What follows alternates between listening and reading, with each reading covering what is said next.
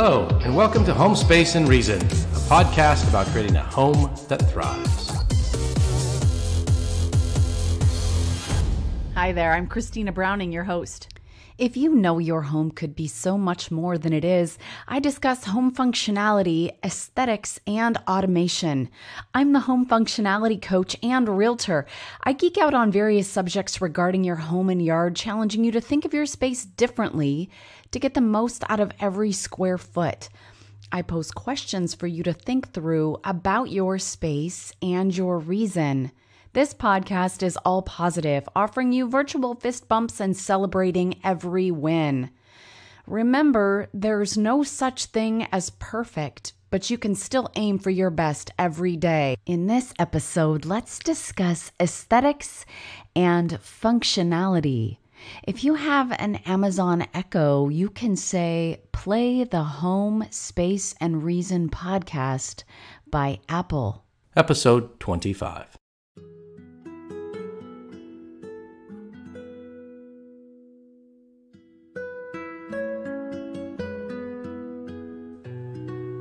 This is a topic deeply personal to me.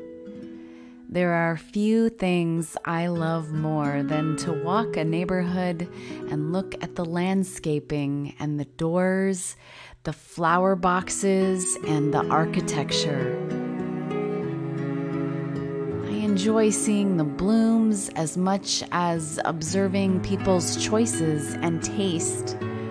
I've studied curb appeal for a long time, seeking out new neighborhoods to walk in new areas within the state that I live, but also when I'm on vacation. I've gotten really obsessed about it just in the last 4 years or so.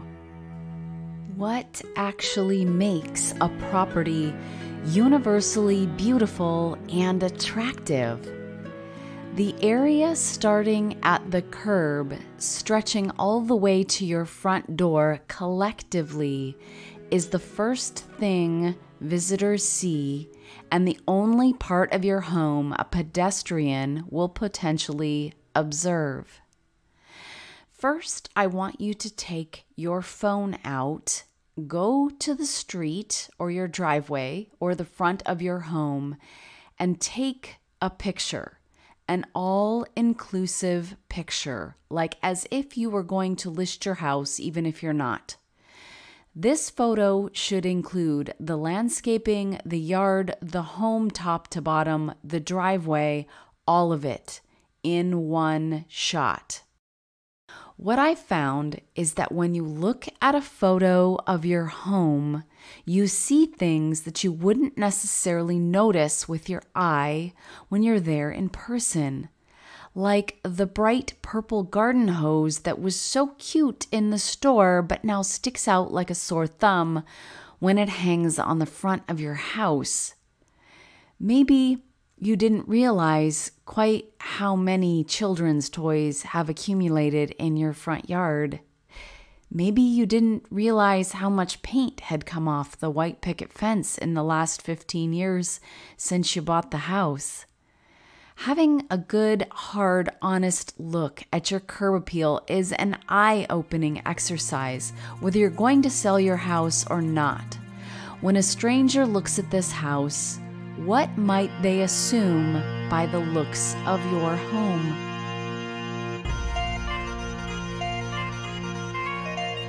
It's fun to imagine what cues a home gives off. A well-respected Maine fishing boat captain lives here with the Navy ship wheel in lieu of a wreath and coastal porch furnishings. Maybe a massive driveway and iron gates with initials in it frame a home set back in the distance. The driveway is flanked with trees. What type of person lives here? A humble family maybe who started out with just a tiny parcel of land. Over a lifetime, maybe they grew their operation to more than 16,000 acres of wheat, or watermelon or corn, and maybe now this is their proud family operation. So the family initials are important. The land is important. The home is sizable but practical, and the porch features enough space for several generations of sweet tea sippin'. Having great curb appeal creates pride that can be positively infectious. Taking your curb appeal to the next level may inspire the person across the street. And the couple that walks their dog each morning at 5 a.m. may just especially appreciate what your neighbor across the street has done, and so they go home and reimagine the exterior of their home, making tweaks to the porch and the landscaping. And then the mail delivery woman who comes by daily gets inspired and changes the walkway to her front door. And so goes the transformation. Your home can inspire people because the ripple effect is powerful. Let's talk for a quick moment about listing your home, because as a realtor, I know in particular, our RMLS, it's required that the exterior house front shot be the first photo. What that means is if the curb appeal is not everything it can be, the viewer shopping online at 3 a.m. may not even pause to read anything about your home. They'll never know about the greenhouse you added to the backyard. The next 25 images will never even get seen. The kitchen remodel with the wine fridge, it's all irrelevant if you can't get the viewer to pause on the first photo long enough to decide to look further into what the inside may have to offer. The first shot is the exterior front of your home, and it counts. Curb appeal counts big time. It's also the first impression the buyers get when they arrive to your home. So if you're thinking of listing in the future, I do consults about your curb appeal and what changes you can make to get the most out of your investment. If you happen to live in the greater metro Portland, Oregon area and you'd like to hire me as your realtor, reach out to me through social media or my website, spaceandreason.com. Okay, back to the front of your house. Let's look at your hardscaping.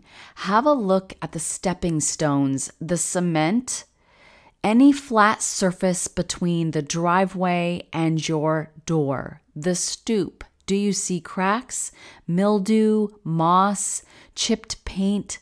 Look what you've got going on there with a critical eye. If you need to start a list of things to do, there's no better time than the present, because it hints at how well you've taken care of the rest of your home. Albeit subliminal, it's important. And now for the questions to ask yourself about your exterior space and your reason. Question number 1. When I stand outside my home, can I see a direct, unobstructed route to walk up to the front door? If a person who's never been to my home before pulled up, would they understand how to get to the door visually? Just this one question is a big deal. I cannot tell you how many homes I have visited that have so much stuff going on between where a person parks and where a person enters the house.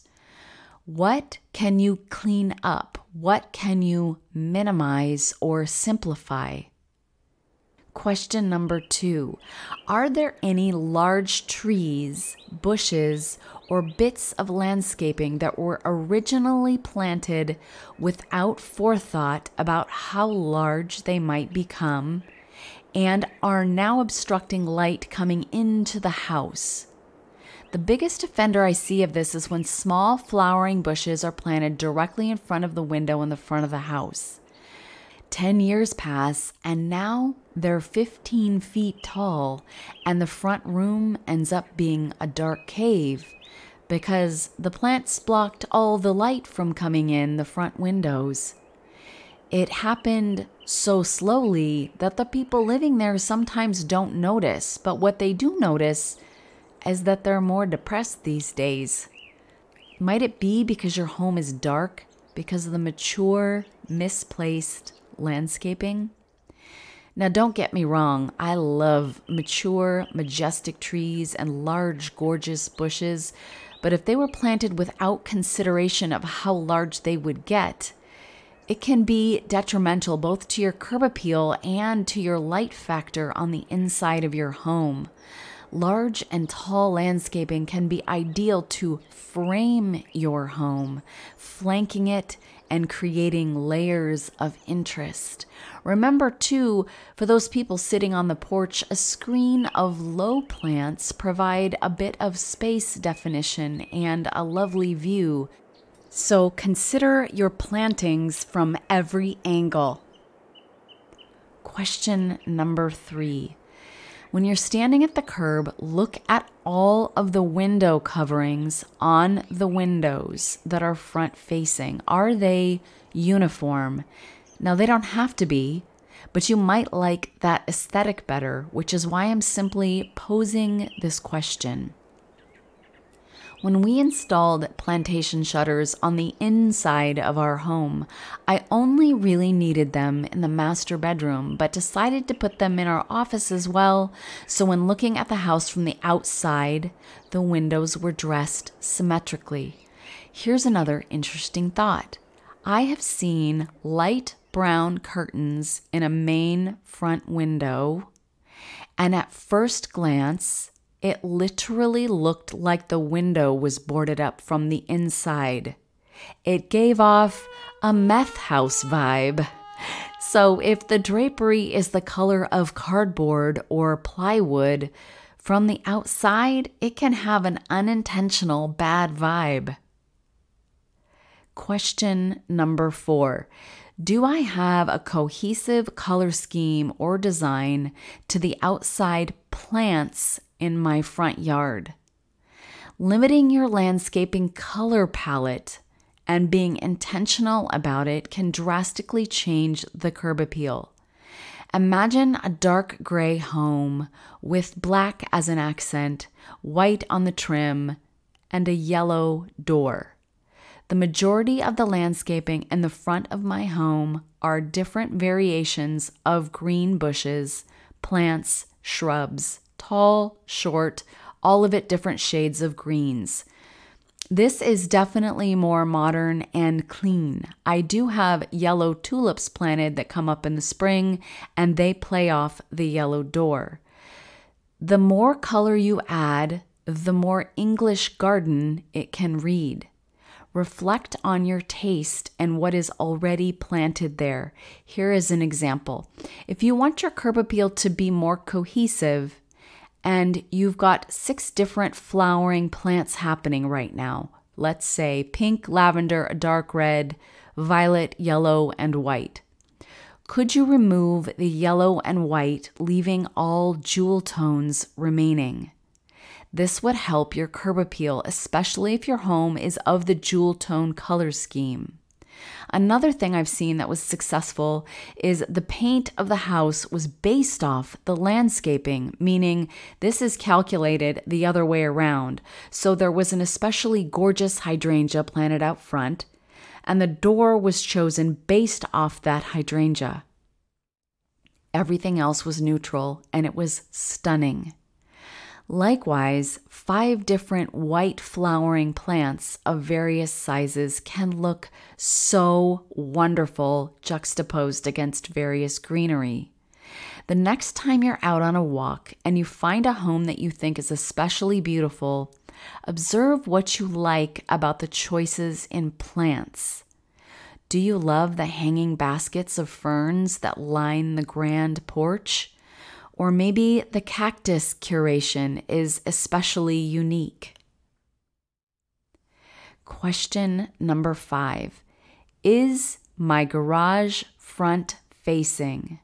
And if it is it painted in the same color scheme as your home, or was it just left white? For some reason, I have seen this more often than I'd like to admit. The garage is a part of your home, and it shouldn't look like an afterthought.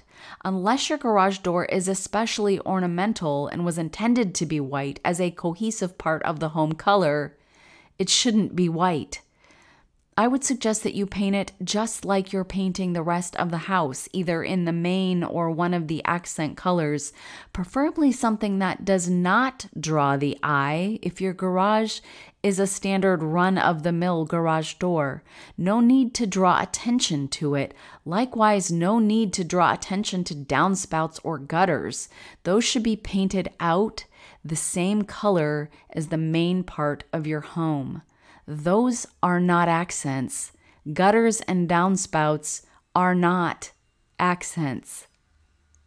If the doors are carriage doors in style, then going with wood or something that suits the design to complement the luxury of it can certainly be stunning.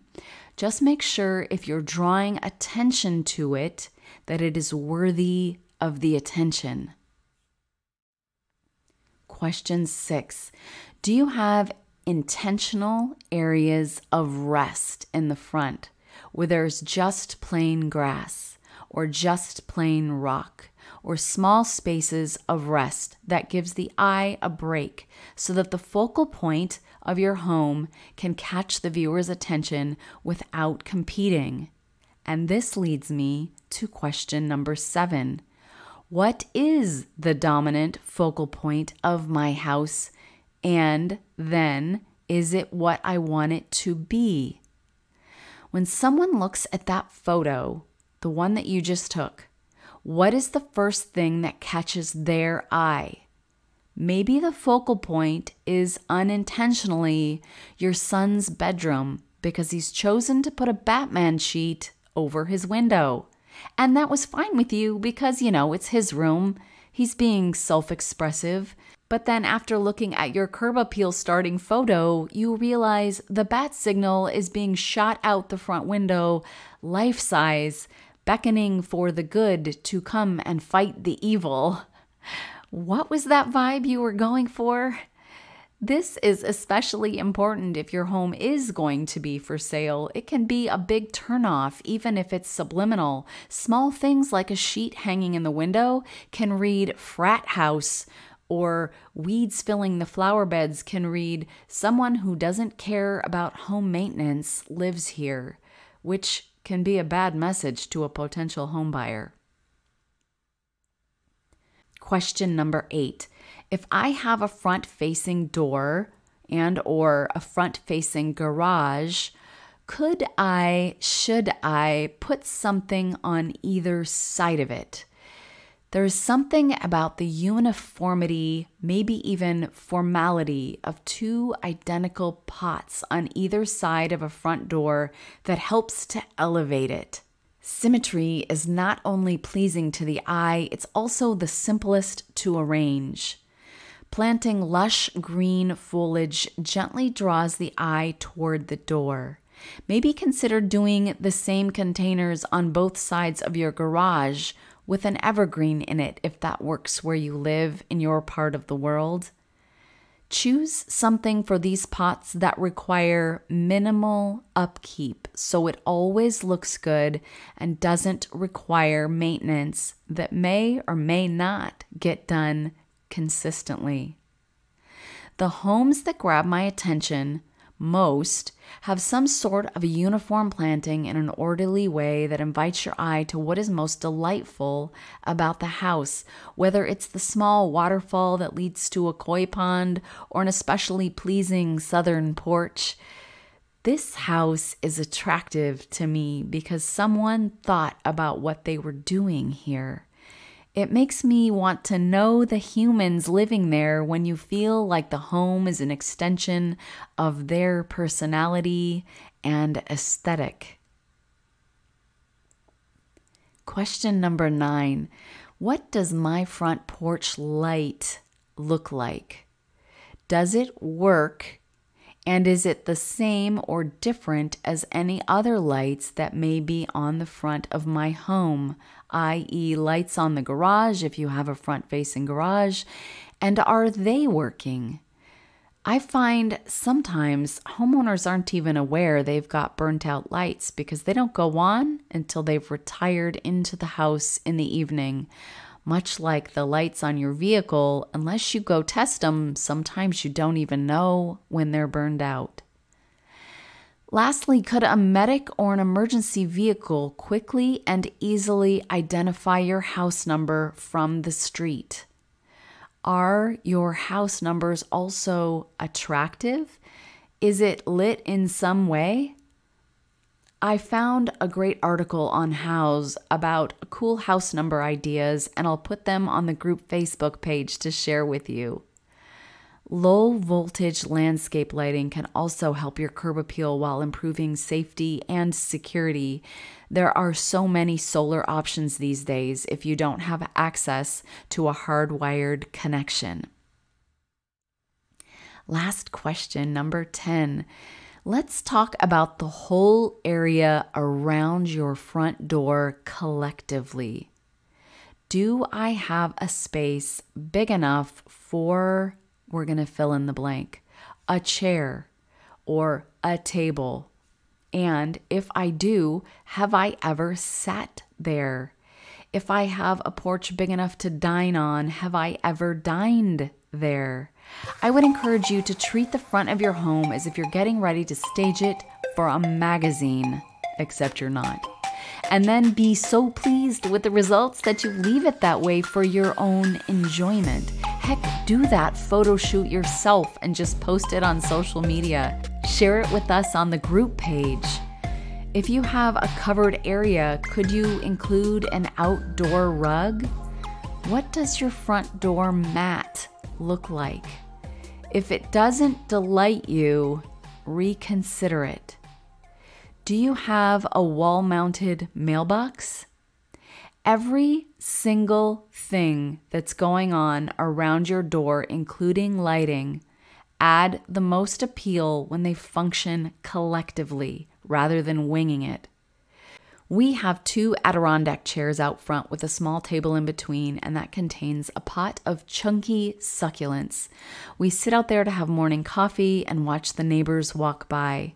When your front area is set up to enjoy with a place to set your coffee, you're far more likely to use it. Please don't wait until you're selling it to make it magnificent. In all of these, please also consider the color of your roof and take that into consideration when you're truly seeing your home through another's eyes. Now let's talk about curb appeal as it pertains to taste. Because at some point you might have said, Kristina, that isn't my taste. But I would challenge you here to simply question your own taste enough to be able to put your finger on it. I can appreciate walking up to a country farmhouse painted in pastels, for example, with an oversized porch and a porch swing. Maybe there's a rose garden along one side. Now, this is not a style home I would choose for myself. Nonetheless, I understand that it's stunning, and it brings me a little joy looking at this house and imagining the souls that live there. I love seeing a home that clearly speaks about the kind of people who created it or helped it to evolve. When is the last time you wiped down the door handle and front door? I bet if you look close, you'll find some dirt smudges, and it tends to get pretty grubby. Notice your self-talk. Be kind to yourself. What are you grateful for today? Maybe as much clean drinking water as you need. Maybe a roof over my head and an especially comfortable blanket. Maybe I'm grateful for the setbacks and failures that have made me stronger. As they say, it's the hard times that make the good ones so much sweeter. Maybe we can sip our coffee or tea tomorrow morning with special appreciation for it. We all face trauma and adversities, stresses. You emerge a more confident and courageous human on the other side of those challenges, with profound personal growth sometimes. Try visualizing what you want rather than worrying about what you fear. Look for opportunities for self-discovery in an audiobook, an online class, in a podcast, or in your wood shop. If you're enjoying what you hear, write a review because it lets others know that this is a podcast worth listening to. Are there things about your bathroom that make you crazy? If you haven't, listen to episode 22 and geek out with me on all things bathroom related, pet peeves, a potential remodel, staging a bathroom when selling, and new technology. You're going to want to subscribe to this podcast so when a new episode is released, it will automatically download. Yay for automation. If you enjoy visual examples, join the Facebook group called Home, Space, and Reason. If you subscribe and generally listen as the podcasts are released, it's relatively easy to reference the coinciding images. It's a great place to pose questions and chime in with like-minded people. Thanks for sitting in on this conversation about creating a home that thrives. I'm looking forward to seeing your pictures of your curb appeal projects, and I'll meet you back here for the next episode.